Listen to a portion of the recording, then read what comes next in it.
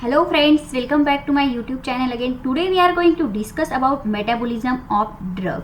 Drug का metabolism होना क्यों इम्पोर्टेंट होता है, उसके बीच कौन से एंजाइम्स इन्वॉल्व होते हैं और कौन से फैक्टर मेटाबॉलिज्म पे अफेक्ट करते हैं, ये सब हम इस वीडियो में ब्रीफली देखने वाले हैं।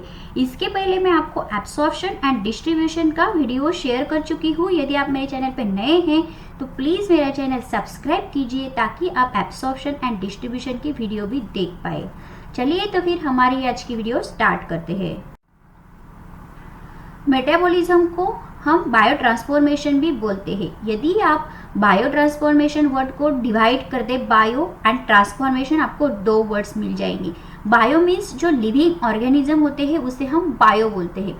ट्रांसफॉर्मेशन, जो ट्रांसफॉर्म मतलब जो फॉर्म है उसका चेंजेस करना, उसका ट्रांसफॉर्म बनना मतलब फॉर्मेशन में चेंजेस करना। सो लिविंग ऑर्गेनिज्म में जो भी केमिकल रिएक्शन होकर ड्रग का फॉर्म चेंज होता है उसे हम बायो ट्रांसफॉर्मेशन बोलते हैं। So metabolism is a process of chemical alteration of drug by our body. हमारी बॉडी में जो केमिकल्स जाते हैं, जो ड्रग्स जाते हैं, उसका मेटाबॉलिज्म होके यानी उसका केमिकल जो फॉर्म है उसका अल्टरेशन होके मतलब बायो ट्रांसफॉर्मेशन होके, मतलब हम जो लिविंग ऑर्गेनिज्म है हमारी बॉडी में जो मेटाबॉलिज्म होता है तो हम क्या है, लिविंग थिंग्स है। So we are the comes under bio. So bio transformation, हमारी बॉडी में जो मेटाबॉलिज्म होता है एक फॉर्म का दूसरे फॉर्म में चेंजेस होना, उस प्रोसेस को ड्रग मेटाबॉलिज्म बोलते हैं। सो बायो ट्रांसफॉर्मेशन को मेटाबॉलिज्म क्यों बोलते हैं? क्योंकि ड्रग का मेटाबॉलिज्म होने के बाद, बायो ट्रांसफॉर्मेशन होने के बाद जो प्रोडक्ट मिलता है उसे हम मेटाबोलाइट्स बोलते हैं, इसलिए बायो ट्रांसफॉर्मेशन को मेटाबॉलिज्म भी बोलते हैं। Some drugs are chemically altered by our body with the help of metabolism. Metabolism कैसे होता है? जब हमारी बॉडी में कोई भी ड्रग एब्सॉर्ब हो जाता है, एब्सॉर्ब होने के बाद उसका बॉडी में डिस्ट्रीब्यूशन होता है। डिस्ट्रीब्यूशन के बाद गैस्ट्रोइंटेस्टिनल ट्रैक्ट के थ्रू हमारे लीवर में जाता है। The main important site of metabolism is our body is liver. Liver में मोस्टली मेटाबॉलिज्म होता है। लीवर में कुछ ऐसे एंजाइम्स प्रेजेंट होते हैं, उसके हिसाब से हमारे बॉडी में मेटाबॉलिज्म होता है। सो मेटाबॉलिज्म होना क्यों इम्पोर्टेंट है? The main goal of metabolism is to make the drug easier to excrete.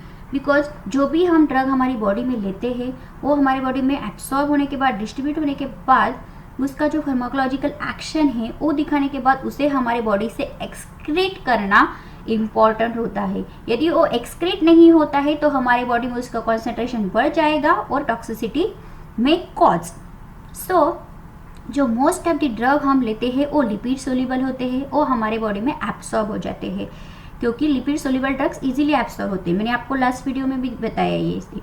सो यदि हमारी बॉडी में एब्सॉर्ब हो गई तो उसका कॉन्सेंट्रेशन बढ़ जाएगा।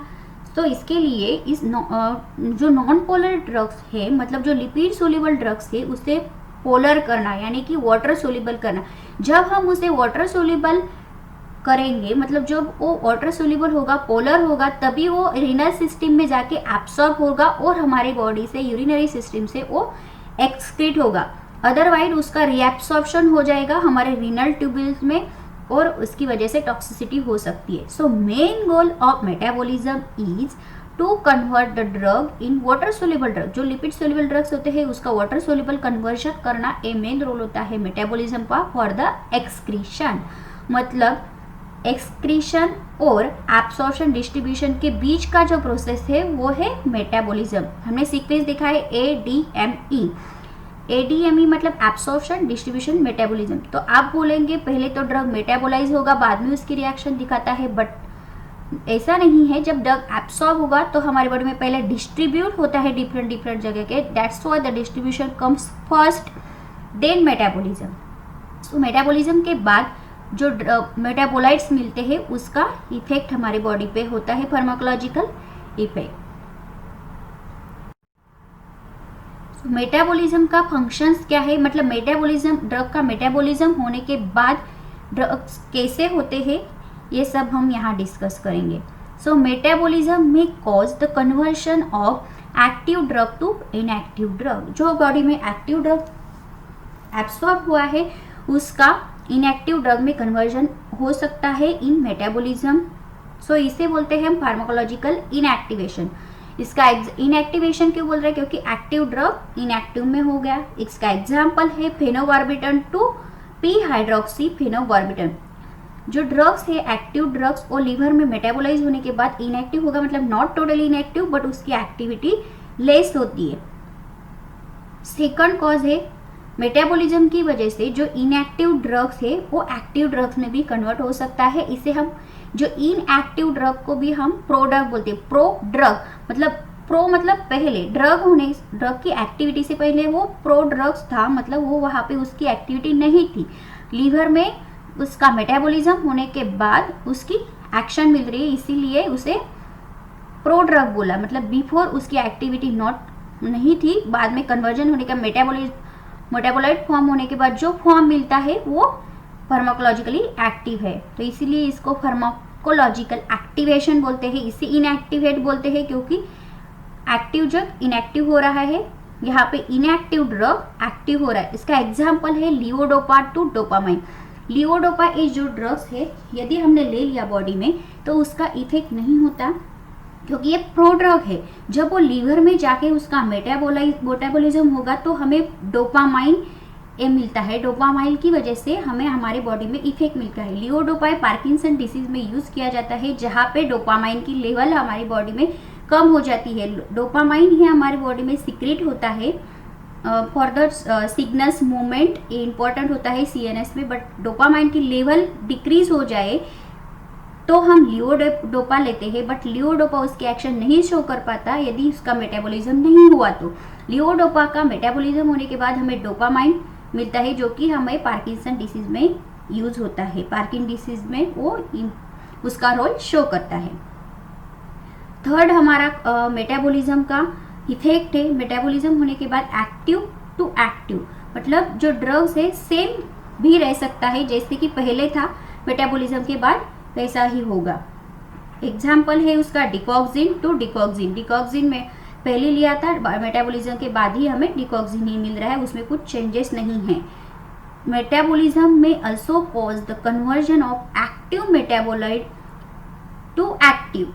यहाँ पे भी एक्टिव टू एक्टिव हुआ है, यहाँ भी एक्टिव टू एक्टिव होगा, बट जो हमें प्रोडक्ट मिल रहा है, बट जो मेटाबोलाइट मिल रहा है उसकी एक्टिविटी टोटली डिफरेंट भी हो सकती है।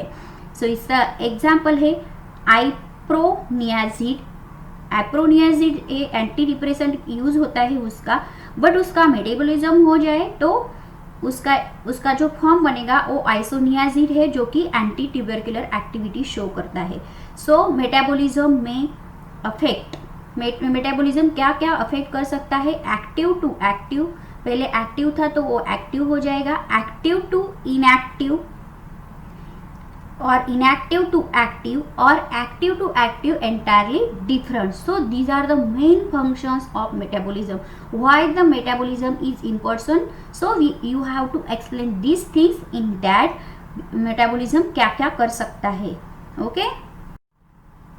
नेक्स्ट हमारा टॉपिक है मेटाबोलाइजिंग एंजाइम, जो कि हमें बायो ट्रांसफॉर्मेशन फेज 1 फेज 2 में बहुत इंपॉर्टेंट है। वो बहुत लंबा टॉपिक है, मैं आपको नेक्स्ट वीडियो में ये बताऊंगी, बट यहाँ हम समझ लेते हैं कि कौन से एंजाइम्स हैं जो कि हमारे बॉडी में मेटाबॉलिज्म के लिए इम्पॉर्टेंट होते हैं। सो liver, I told you liver is a main site for the metabolism, but other than liver, kidneys, intestine, brain and plasma में भी मेटाबॉलिज्म हो सकता है। So most of the enzymes for the metabolism founds in liver. So उसमें जो enzymes होते हैं उसके दो टाइप्स है, microsomal enzymes and non microsomal enzymes. Microsomal enzymes में स्मॉल स्पेरिकल वेसिकल्स होती है। जो माइक्रोसोमल एंजाइम्स होते हैं वो स्मूथ एंडोप्लाज्मिक रेटिकुलम में हमारे लिवर सेल में जो प्रेजेंट होती है उसमें होती है। माइक्रोसोम्स जो होती है वहाँ से ये हमें मिलते हैं, इसलिए इसे माइक्रोसोमल एंजाइम्स बोलते हैं। और जो नॉन माइक्रोसोमल एंजाइम्स है वो अदर ऑर्गेनेल्स में फॉर्म होते हैं। आपको एंडोप्लाज्मिक रेटिकुलम क्या है, उसमें कौन से माइक्रोसोम्स और स्पेरिकल्स होते हैं, इसके लिए भी मैंने एक सेल ऑर्गेनेल का सेल्स का फंक्शंस का वीडियो शेयर किया है। मैं आपको लिंक डिस्क्रिप्शन बॉक्स में दे दूंगी, वहाँ से आप वो वीडियो भी देख सकते हैं। स्मूथ एंडोप्लाज्मिक रेटिकुलम क्या होता है, उसमें स्मॉल माइक्रोसोम्स होते हैं, वहाँ से लाइसिस होने के बाद जो हमें एंजाइम्स मिलते हैं, इसे हम माइक्रोसोमल एंजाइम्स बोलते हैं, non microsomal other than that endoplasmic reticulum. So these enzymes are important for our biotransformation. Next we will see the factors affecting on metabolism of drug. जैसे हमने देखा था एब्सॉर्प्शन के लिए भी कुछ फैक्टर्स अफेक्ट होते हैं, डिस्ट्रीब्यूशन के लिए हमारे बॉडी में कुछ फैक्टर्स अफेक्ट होते हैं, वैसे ही मेटाबॉलिज्म के लिए भी कुछ फैक्टर्स अफेक्ट होते हैं. सो मेटाबॉलिज्म कहाँ होता है generally? I told you in liver. So liver में कुछ प्रॉब्लम्स होगी, किडनी में एक्सक्रीशन में कुछ प्रॉब्लम होगा, तो मेटाबॉलिज्म के ऊपर डेफिनेटली अफेक्ट होता है. So that is a one point pathological condition of liver and kidney. मतलब किडनी एंड लीवर प्रॉपर हो गए तो मेटाबॉलिज्म रेट प्रॉपर होता है. सेक्स के अनुसार डिफरेंट एज, सेक्स के अनुसार, एज के अनुसार, न्यूट्रिशन के अनुसार भी मेटाबॉलिज्म पे अफेक्ट होता है. कि सेक्स के अनुसार क्यों? क्योंकि डिफरेंट मेल एंड फीमेल्स में सेक्स हार्मोन डिफरेंट होते हैं, so that also affect on metabolism. Age के अनुसार न्यू बॉर्न, एज पर्सन, जो एजेड पीपल होते हैं उनमें मेटाबॉलिज्म रेट थोड़ा डिफरेंट होता है as compare to younger people. Nutrition condition, आप कौन सी कंडीशन में है, स्टारवेशन पे है, नॉन न्यूट्रिशन में, इसके ऊपर भी मेटाबॉलिज्म अफेक्ट होता है. Genetic difference, variation in the species and कुछ जेनेटिकल फैक्टर्स होते हैं, उसके ऊपर भी मेटाबॉलिज्म अफेक्ट होता है. So age, sex, nutrition, pathological condition of liver and kidney and genetic difference, these are the important point for the metabolism of drugs.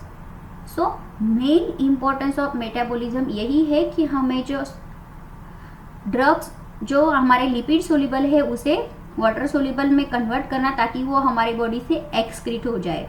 So I hope friends इस video से आपको मेटाबॉलिज्म के बारे में briefly information मिल गया है. Next video में हम बायो ट्रांसफॉर्मेशन का प्रोसेस देखेंगे. तब तक के लिए बाय बाय. और प्लीज़ मेरा वीडियो आपको पसंद आया है तो अपने फ्रेंड के साथ शेयर कीजिए. Thanks for watching.